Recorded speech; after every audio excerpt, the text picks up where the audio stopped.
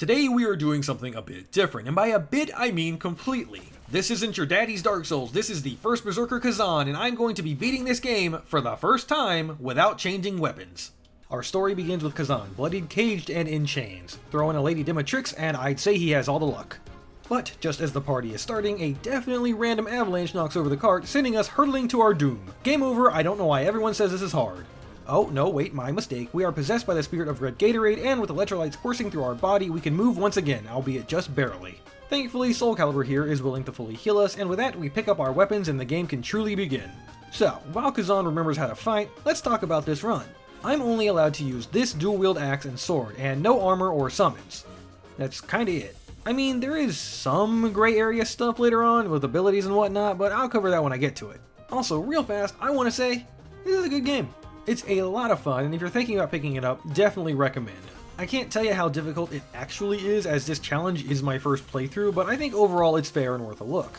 I will be showing pretty much everything the game has to offer, so, you know, if you don't want spoilers, maybe look away from time to time. Anyway, eventually we come across a cave with this friendly armored man who's here to teach us an important lesson. Stamina damage is far more important than actual health damage. I mean, yeah, sure, obviously expediting the death certificate of an enemy is the way to win, but when you break their stamina, you basically get a chance to do whatever combo you want and can follow up with a brutal attack. This mechanic is essential to the combat loop, and the bane of my existence, but I'm getting ahead of myself. The rest of the tutorial plays out normally. We fight some dudes, 1v1 no items final destination a bear, and arrive at the tutorial boss, Shaktuka. This early on in the game, I wasn't comfortable with the blink guard mechanic, which is just another word for perfect flex, so I relied heavily on the blink dodge mechanic, which is just dodging right before an attack hits you. Both work, but it's way more advantageous to get comfortable with guarding, as doing so won't cause stamina loss, and with the right skills you can also damage enemies. So yeah, can't wait to see someone beat this game without ever attacking once. Anyway, Shaktuka isn't hard and possesses the same moves as the other Yetis that are outside, with a few extra attacks for good measure. My point being is, if you're able to handle those other Yetis, you'll be totally fine. At about half health, she rips a boulder out of the ground, and if you're able to get behind her, you can easily damage her while she does it. Similarly, after she throws it, she'll do a laser attack, just run behind her and smack those cheeks. Keep up the pressure, and it's mission complete. At this point, the game gives us a difficulty selection. Of course, for this run, I have to play on normal, but I don't honestly know what the difference between them is. Like, do the enemies have different healths and damage numbers, or like entirely different movesets, or what? Wait, where do my pants go? I definitely had some cool-ass skirt thing on in the last level. Why? I mean, I'm not complaining. My man Khazan hits the gym like he's cosplaying Andre, but where are my pants, really? Well, whatever. Here in level 2, we are introduced to the skill tree and the javelin. Skills are, well, exactly what you'd expect them to be. You earn them by fighting and can level up a variety of things, including weapon abilities, your guards and dodges, and many other things. My initial reaction was to take Reflection, which is a skill-based parry. I removed this after like 10 minutes because I could not get the timing down. Yep. The Javelin is a ranged attack that initially I thought, well, that's not the starting weapon, and so I didn't use it. But I decided why not. Its use won't help that much, plus I was going for 100% and some of the soul stones require it. Now, let me introduce you to one of the worst early game enemies, these banana-flinging shit-eating monkeys. I hate these things. They are designed to jump over your attacks, and in particular the, I don't know, crusty ones throw, I'm gonna pretend rocks, but some projectile that just, God, these things are annoying. 10 out of 10 design, I love it. Further in, we acquire our second weapon, the Greatsword. And by acquire a second weapon, I mean we unlock the ability to equip a second weapon that I never use. That's right, you thought this game called The First Berserker would be about a strength main, but it was me, Dex, all along! Next, we are taught the probably most important skill in this game to master, counterattacks. See, enemies have what is called a burst attack, symbolized by this little red mark over Khazan. What this mark actually means, I have no idea, but my interpretation is, hey bitch, this gonna hurt, you better stop it. You can dodge these but not block. However, with a counterattack, you will not only lob off a massive portion of the enemy's stamina, but also completely refill your own. It also has the hidden benefit of putting the enemy in a state where your light attacks will let you combo them. Needless to say, you should absolutely get good at landing this. It can and will completely change the tide of battle in your favor. The timing is actually pretty easy too. Jane, whatever you do, don't put me dying to messing the timing up, please? Thanks. The timing is pretty simple. It's right when the enemy would hit you, so the hard part is understanding the delay some attacks have, but believe me, you'll spend enough time with each boss, you'll know how slow they like to take things. Further up the road is the third weapon we are able to get, the Spear, and yes, I'm not using that one either. During the third weapon trial, which is just the dual wielding one, I tried to use the Ruthless skill but was still little baby berserker brain, so I didn't understand that I needed to use it while the enemy is in a vulnerable state, otherwise it is much less effective. I actually unlearned it because I kinda did think it was useless, at least until the later half of the game when I had a moment of post-rip and tear clarity and I understood how to actually fight. Strangely, the second level actually teaches you way more about the game than the tutorial does, but that's fine, I guess. And finally, we arrive at the next boss, the Blade Phantom, and holy shit, this is the thing that possessed me earlier? I called him the Spirit of Red Gatorade, but he's more like the manifestation of every edgelord's self-insert ever, and honestly, I'm kinda digging it. In fact, all of the bosses in this game are visually well designed and memorable, but anyway, how's the actual fight? In Phase 1, the Blade Phantom is able to switch between a few different attacks, some standard fist combos, sword slashes, and things like summoning a massive fuck-off hammer. Nothing really to worry about, but he does do the whole delayed attack thing with his combos, so if you want to perfect deflect, you're gonna have to get used to that. Spoiler alert, every boss does it, so I hope you don't have the memory of a goldfish like I do. At about 60% health, he will shout at the devil in phase transition, kicking things up to 11. He only started with a claw rush attack that ends with a spear throw. It's not hard to deal with, but just gotta be ready because AI don't wait for nobody. Now, what I should have done in this fight is utilize my charge attack more, as it will apply a debuff to the enemy and a buff to myself that increases my damage as I attack more. It also will usually put the enemy in a semi-comboable state. Coulda, shoulda, woulda, am I right?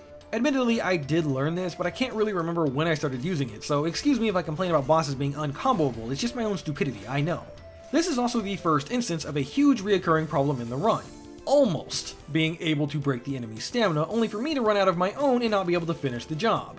Again, hindsight tells me I wasn't playing this character to the fullest, and to be fair, this is early enough that I simply didn't have a lot of my skills, but if I had a nickel for every time this bar was one hit away from breaking an enemy's stamina, I'd be able to pay off the US's debt. He does have a burst attack in this phase. I suggest you learn from my example of how not to counterattack it.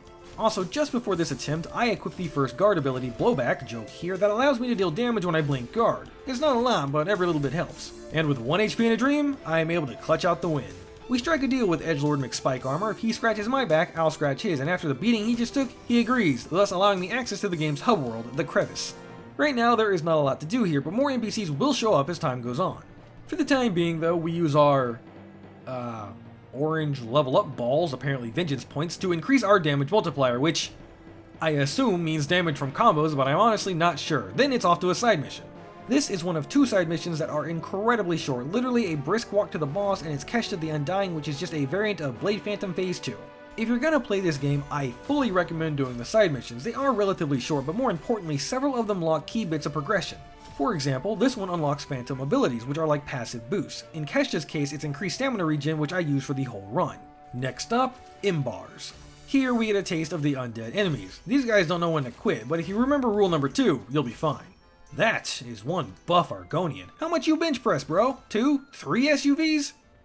God, I really need to start working out. Further into the rune, we meet Defrona, who is kinda the equivalent of this game's Firekeeper. I guess to be more specific, she would be like Dark Souls 1's Anastasia. She's able to turn soulstones we've broken, I mean collected, no I mean broken, into either increased lacrima gain or increased healing. I picked the healing. Every time! Man, twin blade style weapons are so cool looking, but I hate fighting things that use them. They're so hard to pin down when the actual attack is gonna come out. I mean, I guess that's the point, but I sure hope there isn't some boss that uses them. Ah, my first elite enemy, and it's a lizard man that wants to fold me in half, but joke's on you, I'm in a Khajiits instead. So elite enemies are just regular enemies on steroids. They have more health and stamina, usually some kind of status effect on their weapon or frenzy, or they're just tougher, okay? They also don't respawn, which is a fucking lie. It's something the game tells you to help baby Khazan sleep at night. Well, okay, it's a half lie. They don't respawn until you leave the area. Warping back to the crevice then returning will cause them to reappear. You know what else it does? Relocks every shortcut door. Why? Just why? The game wants you to explore and find various collectibles, some of which are literally necessary for the true ending, but more on that in a bit. So why do you relock the shortcut doors? I really don't understand that design decision. It seems counterintuitive to the whole point of unlocking shortcuts. Sorry, rant over. Game's still good. What ho? A foe? Come on, you want a piece of me? Revenants of adversity are, well honestly, just kinda like mini encounters with NPCs that use the same weapons that Khazan uses. I'll be honest, I only did like 2 of them in the whole playthrough. I planned on doing all of them when I first started. That wasn't until I realized there were like 400 in every square nanometer of the level. I'm gonna go ahead and skip on to the first roadblock of mini players, Viper. Fuck, he has a twin blade. I wish I had real advice for this fight, but honestly, it was so early on in the game, I was still trying to grasp how to properly play. As such, all I can really say is, memorize his attack patterns. Really helpful, right? I guess one piece of advice is anytime he jumps away from you, just sprint at him. There's a probably unintended safe zone near him when he throws his double-sided dildo of death at you. I only call it that because it was a right pain in my ass. I honestly found Phase 2 to be easier, probably because the attacks are just easier to read on reaction and not memory. There are no special tricks here, but he does have some pretty big windows to get a charge heavy off. He also has the, not stamina bar. I don't remember what it's called in-game, if anything, but the purple stamina bar either doesn't refill or refills so slowly that I never noticed. Point is, it's much easier to whittle it down, causing a stance break where you can lay in the damage, which ties in perfectly to having those big windows for heavy attacks. I'll be honest, I don't know what all the fuss about Viper is. It only took me 5 tries to beat him. Wasn't even close either. In the crevice, we are now able to explore the mirrored world of the living. I don't really get why this is here, honestly. It's literally just the same zone, but one is red and one is blue. I mean, I get that one is the netherworld and the other one is some magical area of the living, but like, why? The red one has the portals to the levels and the blue one has the NPCs. Is this a Matrix reference or something? I feel like I'm complaining a lot. This game does have interesting design decisions, but it's still a good game, I promise. Anyway, next up is Frau, a lovely little village that is currently overrun with politicians. The game then teaches us something else, that you can use the javelin to destroy things in the environment to make encounters easier. I only found like 3 places in the whole game that this was possible. To be fair, I wasn't actively looking, and I'm sure there are more, but yeah, I'd rather just perform LASIK surgery with my inner will manually. Nothing else really happens in this level. Yep, there totally wasn't a lizard with a lightning twin spear that happened to be an elite enemy. Nope, that was just a bad dream. Speaking of nightmares, time to fight this thing. This is Volbino, a once peaceful guardian of the forest, now an average strength main. For phase 1, there isn't a whole lot to worry about. After he buffs his nail with fire though, it will obviously be hot to block, so for the most part I adopted a strategy of deflecting the hammer but dodging the nail. Eventually he will climb up to the second floor and try to John Cena you from across the map, just dodge or deflect and get in the free damage. Right now the best attack he can do is his continuous slam loop because it ends in a chance to counterattack him. When he licks his hard rod, a sentence I could have definitely written better, it's time to go to a different floor. To be honest, it's probably easier to fight initially on the upper level as it's much easier to go down. And in one instance, I was across the map and wasn't able to make it to the ladder in time. The AoE is dodgeable, but it leaves a patch of fire on the ground that deals continuous damage and status buildup, so just don't deal with it. When he's climbing up the side, you can melee him, but his climbing has a hitbox on it, so I just hung back and threw javelins. Speaking of throwing things, he can yeet his hammer and nail, which honestly, I just gave him space when he did it. He didn't do that attack frequently enough for me to get used to it, but I would imagine it has some good openings. And after just 12 short attempts, the final nail in his coffin is hammered in or something. Ah, hello, attractive, strong female character. You're in a Souls game, so it was nice knowing you. Ah yes, giant spiders, and like, incredibly detailed ones at that. Oh well, Quaylag already cured my arachnophobia, so I'll be fine. Honestly, these spiders aren't a problem, but these bats, these bats can suck every stalagmite in every cave on every planet. I don't even know why they're awful, they just are. This first encounter, I didn't even learn it. I threw every spear I could, then blasted its backside with steel until it went down. Sure hope there is never an instance where I have to fight an elite version, or perhaps one on a very narrow walkway. Really? We're doing this bit again, Jane? Really? What is up with these games and poison swamps? I really don't understand it. Like, in my opinion, it doesn't provide challenge, it just makes me not want to explore. For example, Elden Ring's Lake of Rot was the exact same way. I didn't even know there was a boss in that place on my first playthrough because I saw the rot and the entrance at the other side and just beelined it straight there, tanking it with heals. Of course you put an elite spider in the poison swamp. Of fucking course you did. Oh, and it has a new mechanic, Frenzy. So Frenzy basically means nothing can stagger them until their guard is broken, which kinda sucks, but some enemies have to enter Frenzy and it's possible to stop them by dealing enough damage beforehand. This one is not like that, it's just permanently in it, but it's also pretty weak with only 3 attacks. Maybe actually only 3 now that I look at it. Elamine? Where did you come from? You gonna help me with this fight? You got a purty mouth. Aracha here is not a fun fight, but not for the reason you probably assume. I like the boss, I like the way the fight handles. You can temporarily break her front limbs to do some serious damage and reduce her moveset, albeit only for a bit while she scampers away and regrows them. No, the reason why it wasn't a fun fight is because of this challenge specifically. My weapon does absolutely fuck all for damage at this point. I felt it with the last boss too, but here it's extremely apparent because the boss takes so little damage. As far as tips, it's really just hammer one leg, then when it's broken, switch to the other. As far as I can tell, each time one breaks, it's about 20% of the boss's health. Oh, also the exploding bug she spawns might have a chance to get stuck on a ledge or behind her, just Be careful not to get wombo comboed. Eventually, after like 8 minutes, the spider is squashed. Gee, Elamine, some help you were. Oh, okay, now she jumps in for the kill. Must be a Dota 2 player. At this point, I did a few side quests. I'm not really going to go over those because they're honestly just shorter versions of the main areas we go through with bosses that are nearly the same, for example, Kesha being similar to the Blade Phantom. That being said, just wanted to show this off. That was satisfying. It was around this point, though, that I was talking to a fellow challenge runner, a Kane, who was wrapping up his willpower only run. I told him that honestly, I wasn't having fun, and the specific reason is due to the insanely low damage output of my weapon. Obviously a self-inflicted wound, I know. He told me that there is actually a side quest that will unlock the ability to augment your weapons, and this one that I'm on is for the blacksmith hammer. Surely this means that my pain will be slightly alleviated. Of course it's an elite bat! Guess that pain just came back in full force, didn't it? Funnily enough, the boss of this area, an angry cave dog, was easier than the bat outside, but that's fine. I returned the blacksmith's hammer and it was a lie. The blacksmith can't upgrade myself, all he can do is craft new things. That's useless to me. Distraught, I head to the next main mission area, Polimian. Nothing really happened here, it's just a village that has been overrun with the Niceville bandits. So, lots of dudes and some dogs. In fact, I think that's all the enemy type in this area. Eventually, I reach the Citadel, which leads to a tomb because RPG game, at least we get a cool enemy. This phantom thing. Honestly, I just think it's neat because it's invisible except for its footsteps. Anyway, time for the next boss, Rankus. It is extremely important to blink guard his attacks. I mean, I guess that's true of every attack that you can, but in this case he has several that will mini stagger him for a few seconds, and trust me, you're gonna want the breather. At about 60% health, he will go into phase 2 and add some flamethrower attacks. Most of them are just dodge to the left or right, but honestly, I don't know what to do when he starts spinning in circles. It didn't seem like sprinting away helped, so I guess just try to dodge every fire wave? When he grapple hooks out, he'll shoot a line of fire, and this attack comes out way faster than you think, so dodge early.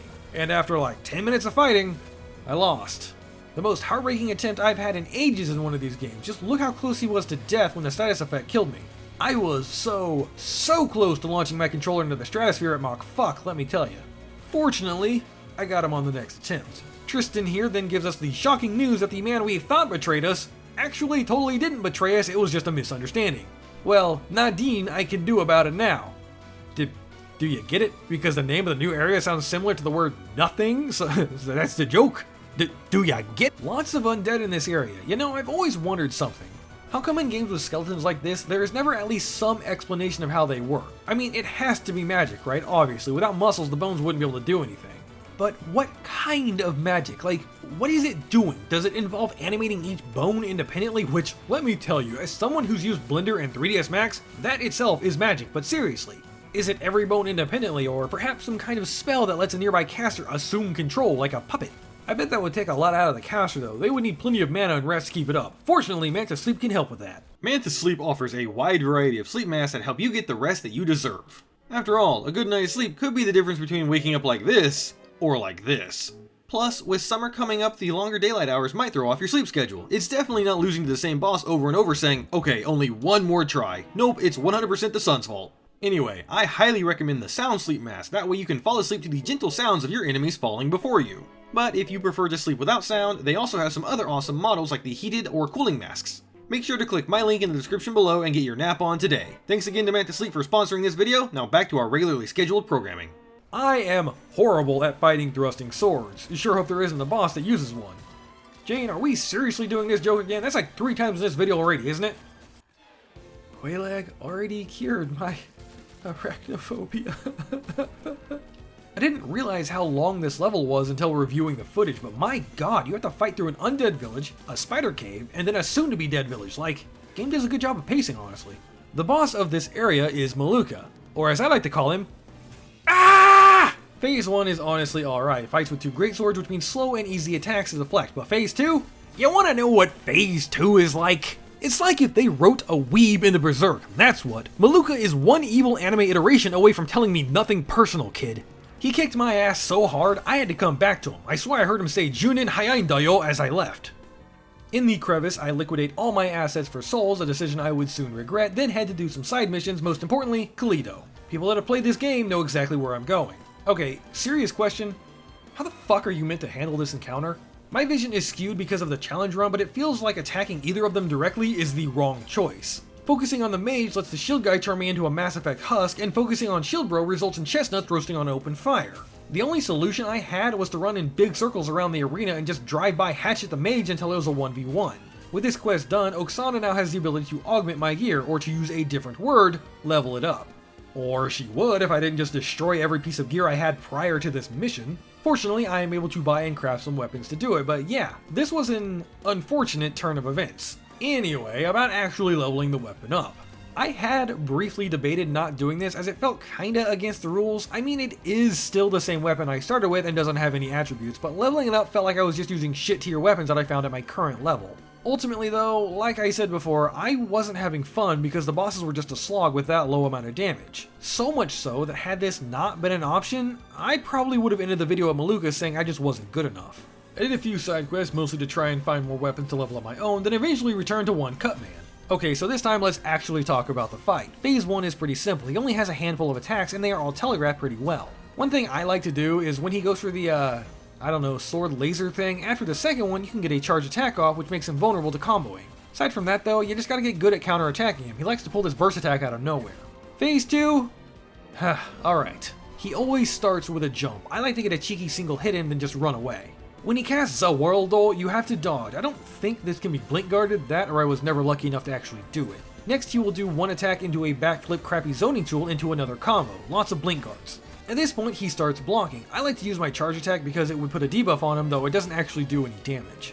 Next is the sheath to teleport attack. These need to be blink guarded because if you do it successfully you can stagger him for combos. And at this point the fight becomes more freeform, he can do any number of attacks. One I suggest to look out for is the kick. If it connects, he can do some inner Genichiro Sakura dance style thing, which I personally found hard to deflect. But if you just avoid the initial kick, he doesn't seem to do it as often. Eventually, he will pull out his dual greatswords again, which is largely the same as phase 1, except his sword beam is a little faster and no longer capped at 3 attacks. Near the end of the fight, he will switch back to katana form, but it's the exact same, so if you got this far, you're probably golden. In hindsight, maybe it's a timer, because at virtually no health left, he went back to the dual greatswords. Oh well. And after 17 broken controllers and 1 love confession ruined, Maluca goes down. We then learn that chaos is causing all this destruction, corrupting the people and the land. Together, Elamine and I set off to find its source. Well, such is the fate of NPCs in Souls games. Oh look! One of these awful bats to fight on a thin plank of wood. Pro tip! Get grabbed and thrown back inside. Yep, that was 100% intentional. Huh, good to see Mrs. Puff getting some work after leaving the boating school. Oh, she's not dead. But she's 100% going to be a boss, isn't she? Aracha seems to be some kind of laboratory, a facility meant to capture the power of chaos and extract it. Listen, I'm not a scientist, hell, I'm barely qualified to use a fork, but there are many stories in every world about capturing lightning in a bottle. Maybe whoever is running this place should have learned to read. Ah yes, the Heart of Darkness, I'm going to Kingdom Hearts now. Okay, I guess it's time for the boss. Shield Maiden, McFuck your stamina damage. I hate this fight. Her whole thing is that you need to break her stamina for openings because if you attack her in neutral, she will block those attacks, letting her supercharge her shield and deal lightning damage. The problem I ran into is that I was never able to fully deplete her stamina bar. I would always run out of my own first. It didn't help that sometimes while comboing her, she just decided she was done being vulnerable and put up her shield, meaning I went from making progress to making the fight harder. The amount of times I was comboing her only to run out of my own stamina and her just turtle behind her shield to regain her own? It almost felt like I was missing something. I mean, I was missing a better understanding of how to use my powers, but it was still annoying. Also, whatever you do, don't have your own stamina broken. She can and will make you a living corn dog with her sword. Which was extra annoying because, you know, I have to use my stamina to lower her stamina, but if I run out and then she hits me and I mistime the block, it's just instant damage. The loop for her does not work. But with enough patience, she too falls before me. Next stop up, Linen Mine. Another place with lots of dudes in armor. To be honest, the game has shown most of the enemies at this point. There are a few cool ones left, but dudes in armor, undead, dragonkin, and spiders make up most of the levels. Throughout this level, there are hints that some big beast is being held and prisoners are being fed to it. What, are we talking like a rabid bear? Because I already fought like 4 of those. Well, that is most definitely not a bear. Shaktuka, I'm probably mispronouncing that name, is one of my more favorite fights in this game because I feel it does a good job of capturing what it would be like to fight a massive hulking beast. He's fast, hits hard, and it really feels like he's throwing his weight around with some of the attacks. For example, if you can get him to lunge at you while you're close to a wall, he will actually run into it, causing him to stagger. Unfortunately, it doesn't actually do any direct damage to him, but it's still helpful. To be honest though, I kind of feel like this boss is pretty easy. All of the attacks are telegraphed, the biggest problem is the plague status. So you know, practice social distancing I guess. From Yulian, we learn that Osma, Khazan's closest friend and companion, wasn't actually dead, he was alive, which I guess is what not being dead is, and meeting with the Emperor. And it's possible that Osma is tied to Khazan being branded a traitor. Side quest, side quest, side quest, and what the hell is that thing? No, really, what is that? Like, someone took a spider and crossed it with 14 human appendages? How? What kind of Dr. Frankenstein is working here? Well, battle's over, so thanks for that, game. The next main mission takes me to Aldavir, a drowned city. Listen, I know I mentioned Dafrona being like a firekeeper, but for the most part, I've avoided comparing this game to Dark Souls. But like, turn big circular device to open gates to unflood the area. You wanna explain yourself there, Khazan? Some change the homework a little so the teacher can't tell stuff going on here? Jokes aside, the game isn't like Dark Souls at all. Of the main Souls titles, it plays closer to Sekiro, but honestly it feels like faster Jedi Fallen Order to me, if that tickles your fancy, dear viewer. Speaking of Souls games, look at the little baby cleric beast, oh isn't he so cute? I'm just joking, they are completely different things. The boss of this area is Traka. Great, gotta add a jellyfish to the list now, thanks game. So this is a well done mage fight, and by that I mean don't give her any distance because she will tear you to shreds if you do. I struggled real hard with her like, dance wave attack, something about its timing felt strange to me. It felt like it came out much faster than it should, or that the projectile was hit scanned but the visual wasn't. I'm like 99% positive it's just a get good moment, but I'm warning you to be ready for it. Learn from my mistakes. Anyway, in phase 1, if you can stay on top of her, you'll knock her out of basically every attack. In fact, she will try to guard some of them, but it's advantageous to keep attacking because it will cause her to try and burst attack you. When she phase transitions, she starts to fly around the arena, just run counterclockwise with her, dodging the first and last bolt of every barrage. She'll then flank a bunch of you at once, which is easy enough to just dodge forward through, then be prepared for a counterattack. She will try to mix you up with her dive bomb attack, sometimes it's a burst attack, other times it's not. But thanks to that symbol above Khazan's head, it's easy to tell which attack the witch is doing from which attack the witch will sometimes do. That didn't roll off the tongue as well as when Press does it. Sometimes she'll cast Rain of Frost, and the solution is to, surprise, get behind her and smash that attack button as hard as you're gonna smash the subscribe button. Guys, no wait, I'm sorry, please don't leave the video. But seriously, the secret sauce is actually just get up in her face. Which isn't the only place I want to get.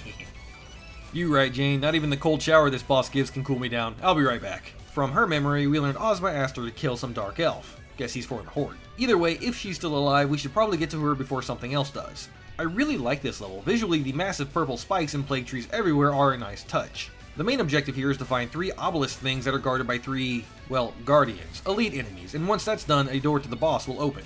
It's not hard, the elite enemies are all things we've already fought before, so yeah. Bellarine, oh boy, okay, another spellcaster. She has access to several kinds of magic. Fire, earth, frost, death, you know, the avatar of my bloodbending. Yeah, grass, hold on. The difference between her and Traka is that she's at least somewhat capable in close combat. Not in the need to be super worried about it kind of way, but just aware that her staff doubles as a sword. Staff. And at about half health, she will begin phase 2. Now, allow me to show you my mistake. Did you catch it? I ran away from the fog thing because I assumed it was something that could damage me and I should stay out of it. It ain't priest heals, though my Dark Elf was a healer. Anyway, this was the wrong thing to do, as if she finishes casting, she will summon a Reaper that has to be defeated before she can be engaged again. To be honest, I did this fight like 8 times before realizing I was doing something wrong. I legitimately thought this was just her phase transition.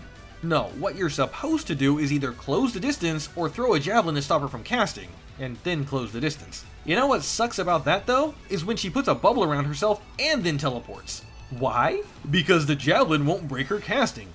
I hate this stupid bubble. I hate it so much. It is possible to hit her before she casts it, but it's a really fast cast time, so if you aren't on top of her, guess she has a shield. This is of course exacerbated by the whole issue of her stamina coming back, but with enough damage the bubble can be popped. Anyway, the amount of skulls she has will determine what she summons. Less is better, trust me. In phase 2 proper, she gets a little more melee happy, summoning a spectral sword to try and cut you down while also teleporting around to stab. Visually, it's a pretty cool fight, but it felt like a fustercluck, and watching the footage back, I was right. This was just too sloppy for me. No, I'm not gonna make a joke, I can resist.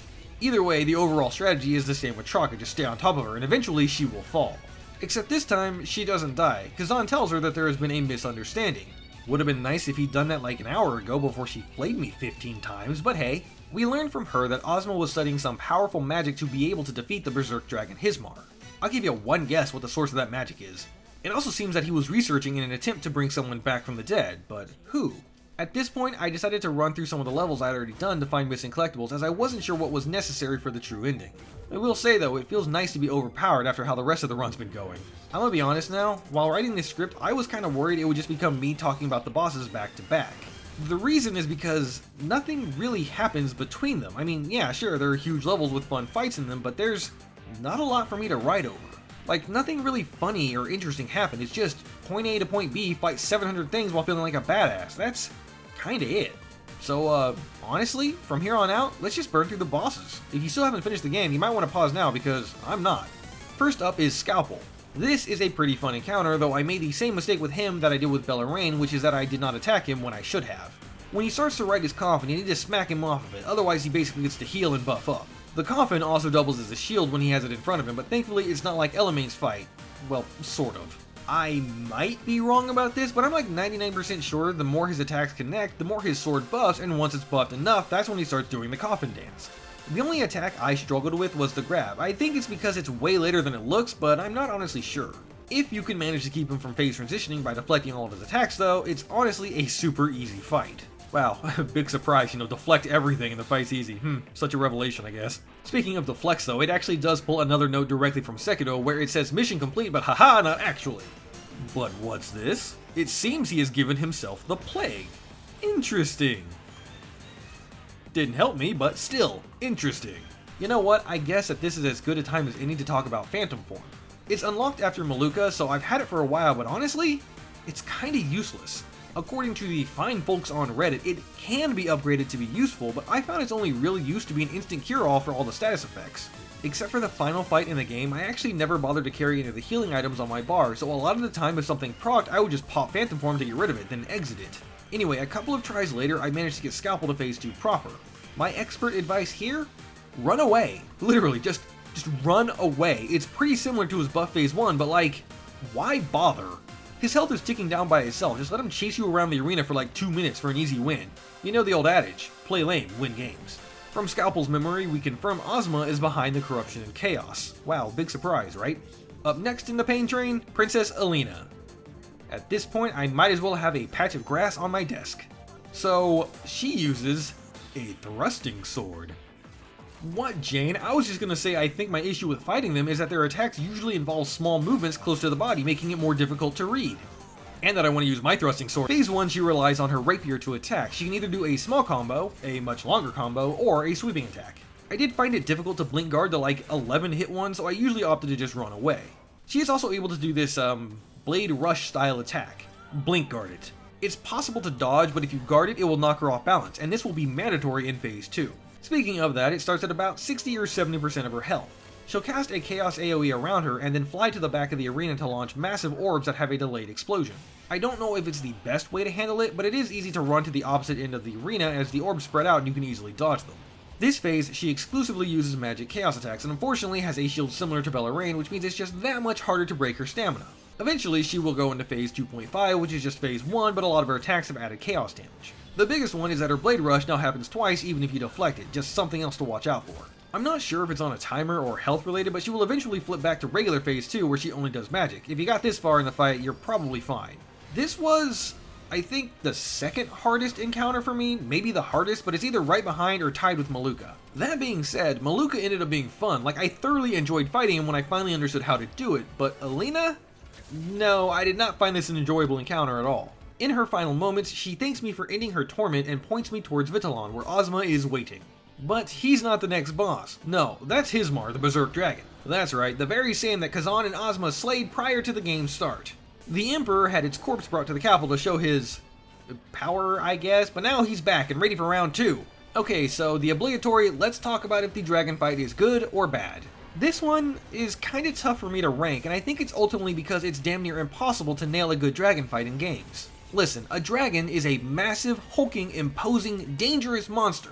Hismar checks all those boxes. However, to be these things means you probably need a lot of health. Okay, yeah, he's got that too. But that makes the boss a damage sponge, which isn't fun to fight basically ever. What I'm saying is that I don't think Hismar is a bad fight, I just think it's difficult to do a good dragon fight in general because, I mean, Look at this, if we assume Khazan is of average height, that makes Hismar the size of like a Boeing 737. It just, how do you balance that? I do think that they did a good job. He absolutely feels like a massive hulking beast capable of destroying cities, but he suffers from the whole, his head is the weak point and he conveniently puts it close to the ground at the end of his attacks thing. To be fair, it is possible to cut his horn off, which causes him to stagger for a while, adding a tiny bit of variety to the combat, but overall, it is just kinda wait for him to finish and hit his head, repeat 800 times. Now, to be fair, in his favor, I'm not actually doing the most amount of damage possible. Maybe with a proper setup, this could feel much better. And again, it's not even that I think the fight is bad, I enjoyed it minus the zillion health points. As far as how to actually fight him, Phase 1 you can blink guard everything except the laser breath, which you can just dodge out of. Phase 2 is the same, but it's with chaos fire, don't stand in it. And that's pretty much it. Also, Phase 2 he has an attack where he will just crash into the ground. I tried guarding this in vain, but you can easily dodge it. I suppose it didn't help that this weapon doesn't really have any vertical reaching moves, that probably would have made a difference. Maybe? Oh well, maybe on another playthrough. Khazan then has a flashback to when he and Osma fought the Berserk Dragon and laments that his friend, at least how he knew him, is gone. Next boss up is Reese, Osma's promised lover taken too soon. Despite being a spellcaster, this was one of the easiest fights in the game for me, it only took me 4 tries. You'll want to blink guard her purple spirit arrow things because they will be sent back to her for some decent damage, relatively speaking. I'll be honest though, I don't have a super consistent plan of attack for her due to the low amount of times I had to deal with her.